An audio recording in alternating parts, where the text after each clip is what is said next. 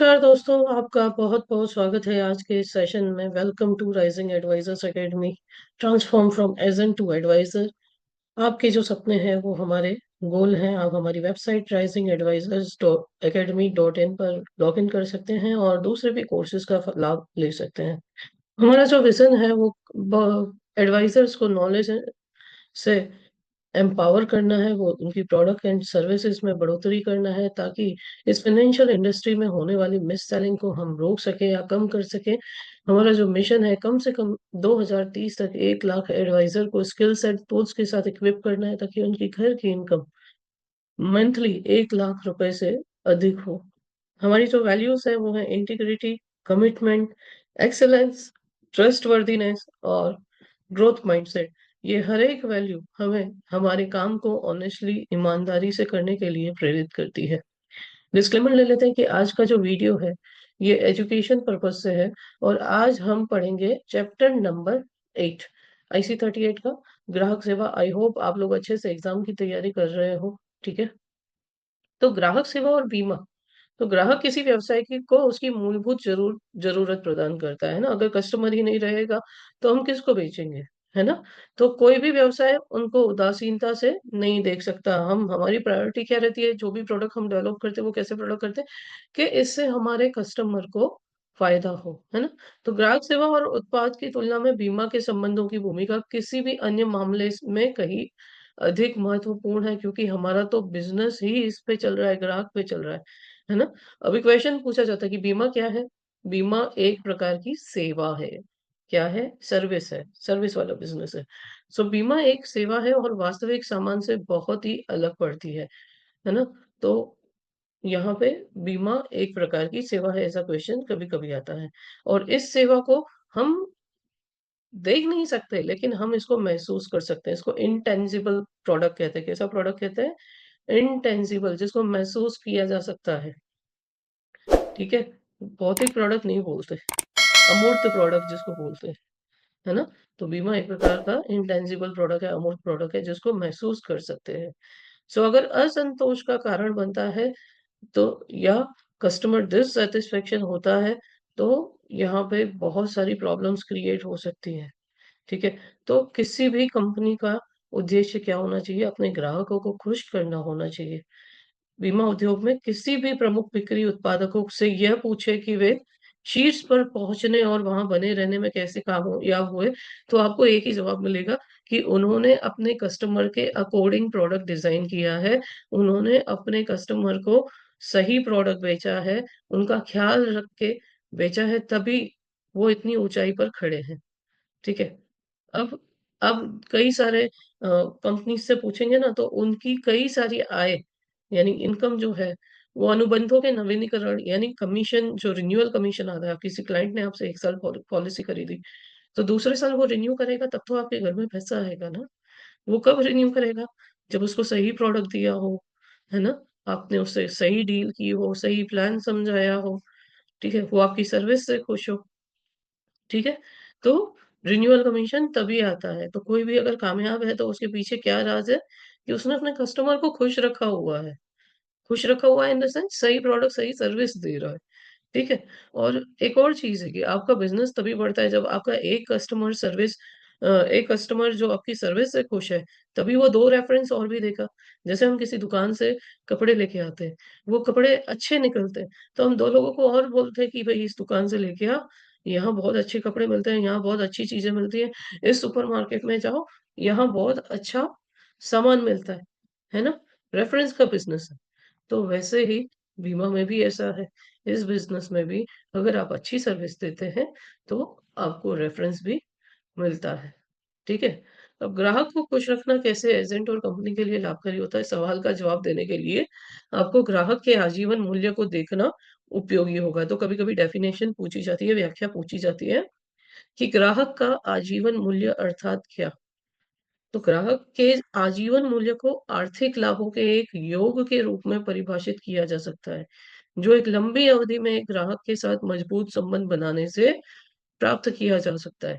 इसका अगर simply language में कहूँ, आप किसी कस्टमर को जो भी प्लान बेच रहे हो, आप फर्स्ट ईयर नहीं, लेकिन जब तक आप उससे जुड़े रहोगे, आप जितना भी उससे कमा पाओगे, वो उस ग्राहक का आजीवन मूल्य है आपके लिए या आपकी कंपनी के लिए, ठीक है?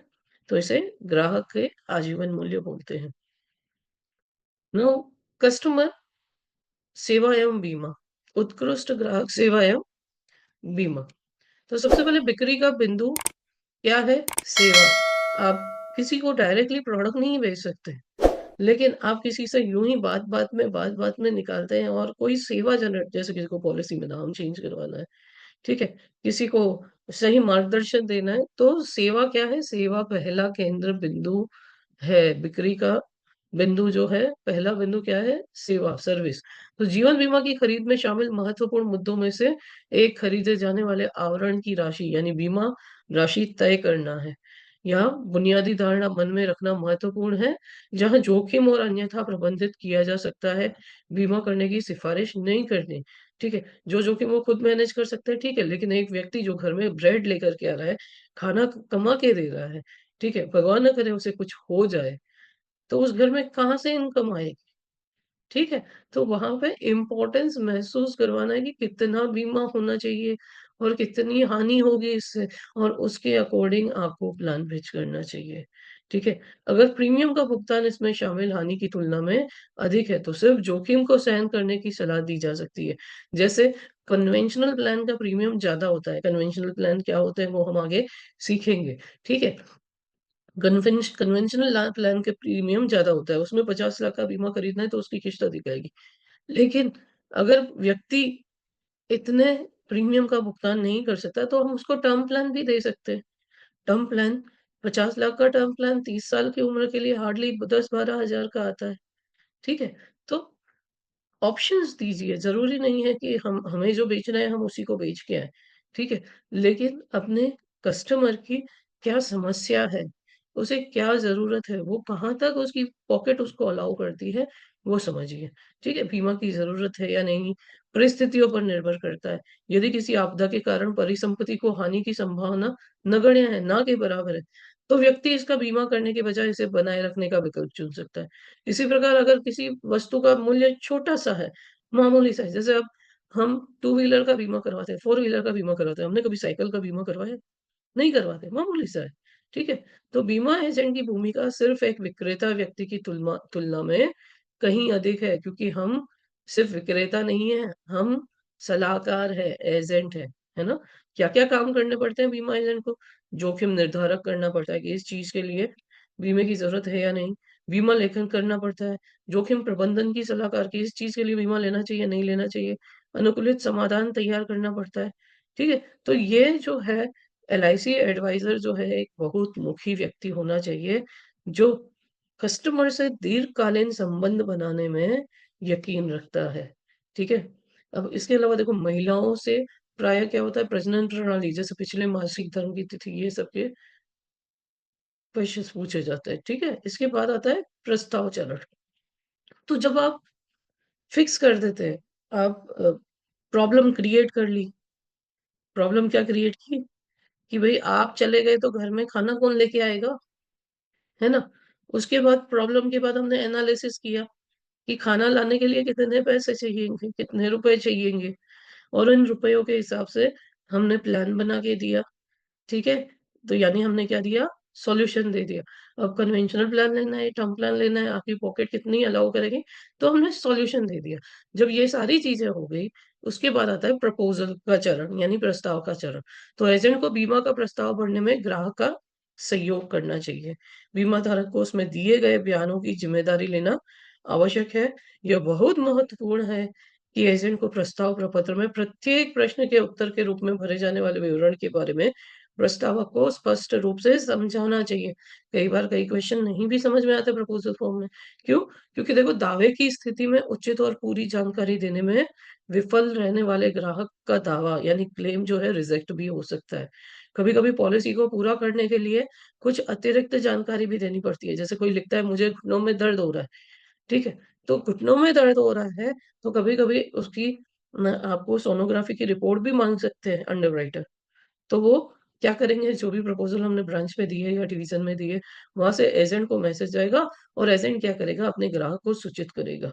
ठीक है? दोनों ही मामलों में ग्राहक को सभी आवश्यक औपचारिकताएँ पूरी करने में मदद करना है और तक उसे यह बताना आवश्यक हो जाता है कि इसकी आवश्यकता क्यों है, क्योंकि कस्टमर बोलेगा, "अब इसके लिए क्या?"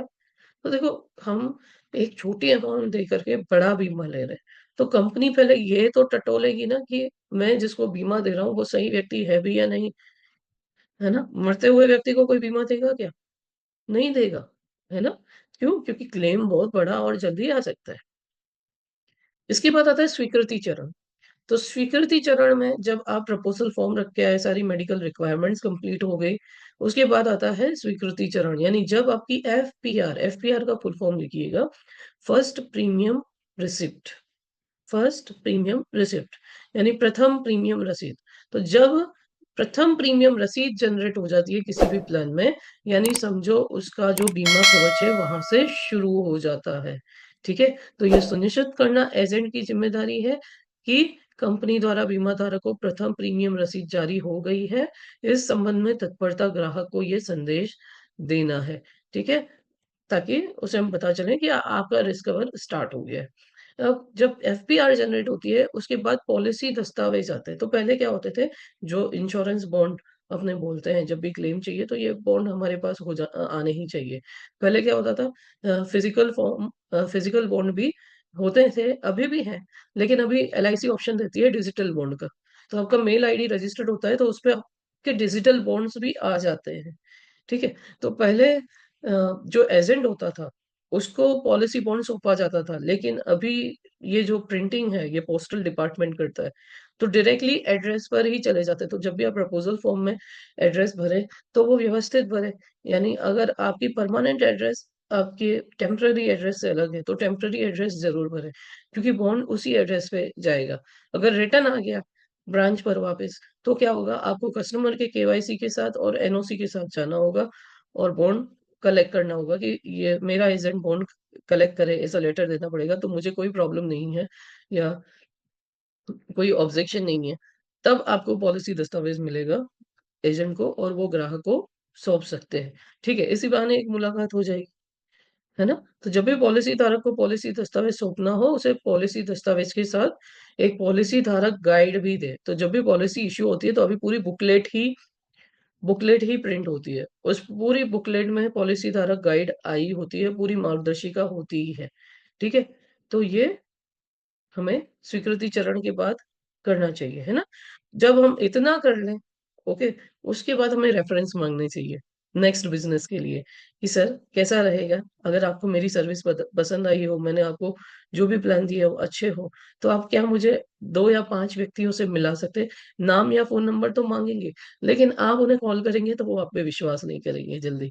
इससे अच्छा आप मुझे 5 व्यक्तियों से मिला सकते हो आपके पास जब भी टाइम हो, ठीक है?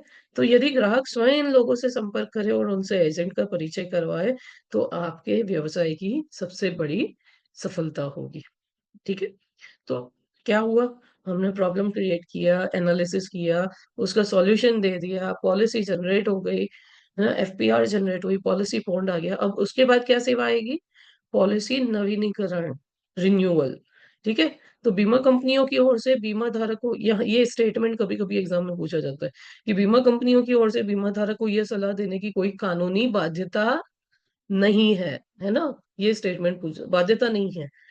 लेकिन उसकी पॉलिसी विशेष तिथि को समाप्त होने जा रही है, फिर भी एक शिष्टाचार के नाते एक स्वस्थ व्यावसायिक परंपरा के रूप में बीमा कंपनियां पॉलिसी को नवीनीकृत यानी रिन्यूअल करने का आमंत्रण देते हुए समाप्ति तिथि से 1 महीने पहले कब 1 महीने पहले रिन्यूअल की सूचना देती है। ठीक है, आपने कोई पॉलिसी खरीदी होगी, तो जब भी उसका प्रीमियम आएगा भरने का, उसे 1 महीने पहले आपको मैसेज आ जाता है। ठीक है? तो ये कंपल्सरी नहीं है, बाध्य नहीं है, लेकिन अगर देखो रिन्यूअल ही नहीं आएगा तो हम कमाएँगे किसमें से, है ना? तो ये पॉलिसी नवीनीकरण का मैसेज 1 महीने पहले आ जाता है। अगर नहीं जाता, उसका सही नंबर रजिस्टर नहीं है कस्टमर का, तो एजेंट को नवीनीकरण के बारे में ग्राहक को याद दिलाने के लिए नवीनीकरण की नियत तिथि से काफ़ी पहले ग्राहक के साथ संपर्क में होना चाहिए। ठीक है? क्यों? क्योंकि देखो एलआईसी आपको रिन्यूअल कमीशन भी देता है। ऐसा नहीं है कि आपने सिर्फ़ पॉलिसी निकाली तब भी कमीशन देगा। आपको जब भी रिन्यूअल आता है तब एलआईसी आपको कमीशन देता है, ठीक है? तो ये था रिन्यूअल। अब दावा चरण यानी क्लेम। तो दावा निपटान के समय एजेंट को महत्वपूर्ण भूमिका निभानी पड़ती है।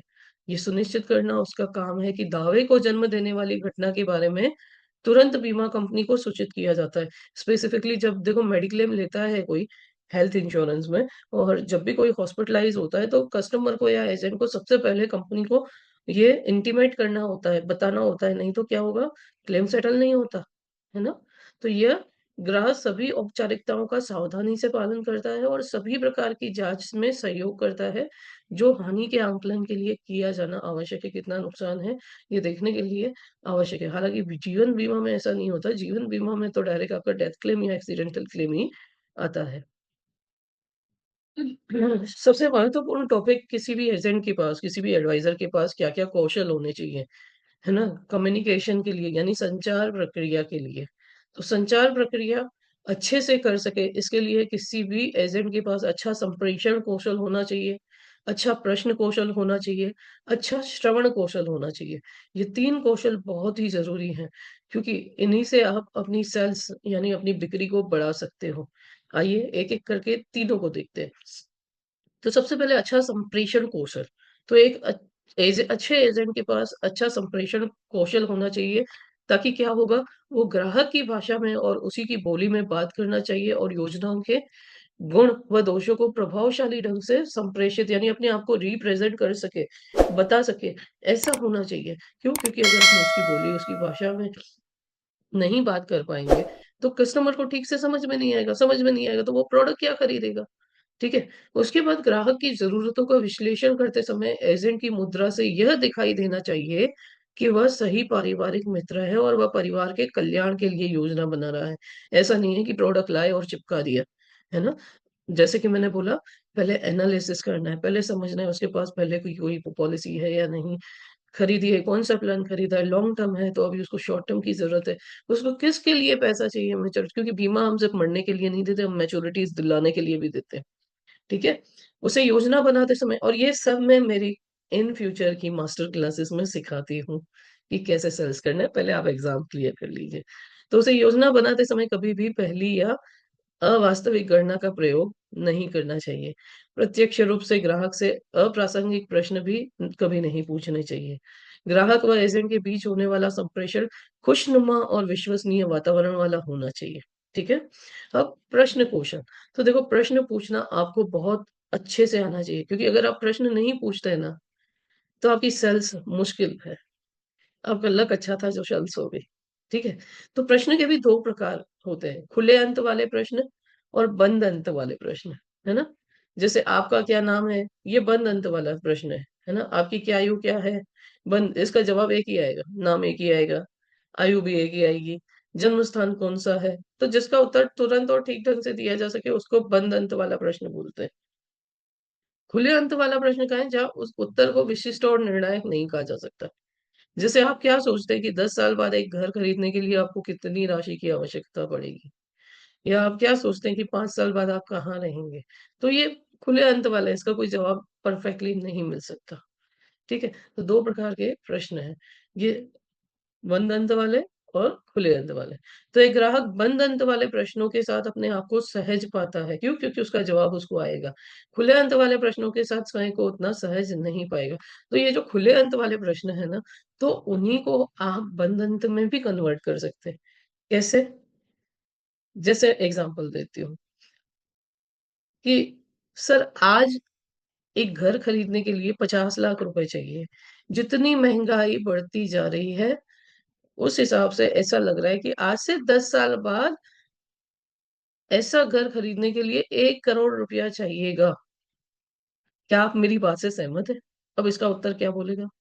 या तो हाँ बोलेगा या तो ना बोलेगा, तो बंद अंत वाला हो गया ना। तो हम पूछना ऐसे ही चाहते हैं,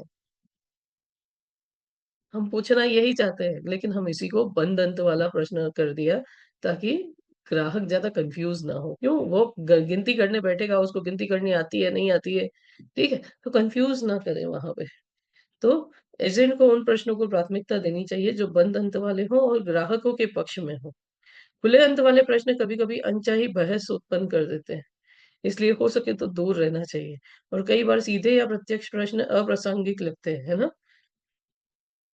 तो उन्हें ग्राहकानुकूल बना लेना चाहिए। पहले जैसे अब आप किसी को बोलो आप मर गए तो गलत बात है, गलत बात है। इसकी जगह आप ये बोलो कि उसको पूरा कैलकुलेशन करवा लो आपके घर में इतना पैसा सर आप 1 दिन जाते हैं तो घर पे कितना पैसा देके जाते हैं? 2 दिन जाते तो कितना? 1 साल के लिए जाते तो कितना देके जाते हैं? और भगवान ना करे हमें ज़िंदगी भर जाना पड़ा तो कितना देना देके जाना पड़ेगा, है ना? तो क्वेश्चन पूछने का एक ढंग होता है। अगर हम सीधा ही पूछ लें आपकी मृत्यु हो गई, घर में पैसा कहाँ से आएगा? तो वो बात नहीं करेगा भई ये तो मेरे को मारने आया है ना? अब इसके बाद श्रवण कौशल, देखो श्रवण सुनना बहुत ज़रूरी है। कस्टमर की नीड क्या है? इसे अच्छे से समझने के लिए आप बहुत अच्छे श्रोता होने चाहिए और श्रोता ही नहीं आप बहुत अच्छे एक्टर भी होने चाहिए कि जो वो बोल रहा है मैं बहुत ठीक ढंग से सुन रहा हूँ। हाँ, हाँ, हाँ, हाँ, जवाब दे रहा हूँ। ठीक है? तो वे सभी लोग जो दूसरों की बात ठीक ढंग से नहीं सुनते, पूछे गए प्रश्नों के उत्तर देना उनके लिए कठिन हो जाता है। तो आपने अगर कस्टमर की बात अच्छे से सुनी तो आप उसको जवाब अच्छे से दे पाओगे। सो एक प्रासंगिक तथा सही उत्तर केवल उसी व्यक्ति द्वारा दिया जा सकता है जो दूसरों की बातें ध्यान से सुनता है, परंतु अधिकांश लोग इस कौशल से वंचित होते हैं। जीवन बीमा एजेंट से एक अच्छा श्रोता होने की सदैव उम्मीद की जाती है जो उसके लिए ग्राहक को सही और सटीक योजना देने के लिए न केवल संभावनाएँ बनाएगा, बल्कि उस एजेंट को एक व्यक्ति के रूप में प्रस्तुत करेगा जो ग्राहक की समस्याओं को गंभीरता से सुनता है। अब बोलोगे ग्राहक के पास समस्या ही नहीं है, तो समस्याएँ हमको उत्पन्न करनी है। अब जैसे हमने डेटा लिया कि उसकी उम्र क्या है, वो कितना कमाता है, उसके घर में कौन-कौन है। तो देखो बच्चे होंगे, तो क्या बच्चों की पढ़ाई के लिए आपने कुछ प्रोविज़न किया है? अपनी रिटायरमेंट के लिए कुछ प्रोविज़न किया है? अपनी नौकरी जब गवर्नमेंट जॉब है क्या? कितना पेंशन आएगा? और ये पेंशन नहीं आया तो पैसा तो चाहिए जीने के लिए। तो आपको पहले सुनना होगा, है ना? आपत्तियों को सँभालने का कौशल, जिसको ऑब्जेक्शन हैंडलिंग बोलते हैं, ठीक है? सो ऑब्जेक्शन हैंडलिंग आप बहुत अच्छे से कर सकते हो यदि आपको अपनी कंपनी के सारे प्रोडक्ट्स, टर्म्स, कंडीशन अच्छे से समझ में आते हैं। बहुत जल्दी मैं एक कोर्स लॉन्च भी कर रही हूँ, जब तक 27 फरवरी को, जिसमें मैं यही सब सिखाने वाली हूँ। सारे आपके अ, प्रोडक्ट्स है वो आपको अच्छे से आने चाहिए। तो आप बहुत सारे ऑब्जेक्शन हैंडल भी कर सकते हो, ठीक है? अधिकांश समय जब एजेंट ग्राहकों की ज़रूरत के समाधान प्रदान करता है, तब उन्हें ग्राहकों से अनेक आपत्तियों यानी ऑब्जेक्शन का सामना करना पड़ता है। इन ऑब्जेक्शन को यानी आपत्तियों को बड़े ही ध्यान से सँभालना पड़ता है। वास्तव में पॉलिसी बेचने की प्रक्रिया के आरंभिक स्थिति के शुरू से ही जीवन बीमा की पॉलिसी खरीदने की आपत्ति आनी शुरू हो जाती है। क्यों? क्योंकि लोग समझते हैं कि हमारी कभी मृत्यु ही नहीं होगी, है ना? लेकिन जब भी ये भी एक हकीकत है, जब भी कोई डेथ होता है तो सबसे पहले यही पूछा जाता है कि कोई पॉलिसी थी क्या? हम वही ढूँढने लगते हैं। सो ये आपत्तियाँ या तो जीवन बीमा के ज्ञान की कमी के कारण है, लोगों को पता ही नहीं है क्यों खरीदना चाहिए और इस तथ्य के कारण है कि लोग मृत्यु के परिणामों की बात करना पसंद नहीं करते, लेकिन मृत्यु तो सबसे बड़ा सच है। एक एजेंट के पास इन सभी आपत्तियों को ठीक ढंग से सँभालने का कौशल होना आवश्यक है। एक बार जब ग्राहक ने अपनी ज़रूरतों को संज्ञान कर दिया और उसने अपनी मृत्यु के मामले में परिवार के लिए प्रावधान बनाने के लिए एजेंट को कह दिया, तब भी ग्राहक की ओर से कई आपत्तियाँ यानी समझ भी जाते हैं तो भी ऑब्जेक्शन आते हैं। जैसे यह उत्पाद मेरे लिए अच्छा नहीं है, ये प्रोडक्ट मेरे लिए अच्छा नहीं है। दूसरी बीमा कंपनी इसी उत्पाद की तुलना में कम दरों पर प्रदान करती है, but we are LIC of India, हाँ? दूसरी बीमा कंपनी इसी उत्पाद को इसी मूल्य पर तुरंत अतिरिक्त लाभों के साथ देती है। इस पॉलिसी को कुछ दिनों के बाद खरीदूँगा। तो इसी प्रकार कई सारी आपत्तियाँ आती हैं जिसे आप युक्तिबद्ध ढंग से सँभालने की ज़रूरत आपके कौशल के रूप में जाना जाता है। सो इन आपत्तियों का उत्तर देते समय एजेंट को बहुत विनम्र और विनीत ऐसा नहीं कि गुस्से से रिप्लाई देना है, विनीत होना चाहिए क्योंकि कस्टमर इज़ गॉड। यह समझ लेना चाहिए कि किसी भी दशा में ग्राहक को अपूर्ण बिक्री को बंद करने की अनुमति नहीं देनी चाहिए, है ना? ज़्यादा से ज़्यादा स्थगित कर सकता है लेकिन बीमा का मज़ाक उड़ा सकता है लेकिन इसको तो सॉल्व करूँगा, थोड़ा अपने को धीरज रखना पड़ता है, ठीक है?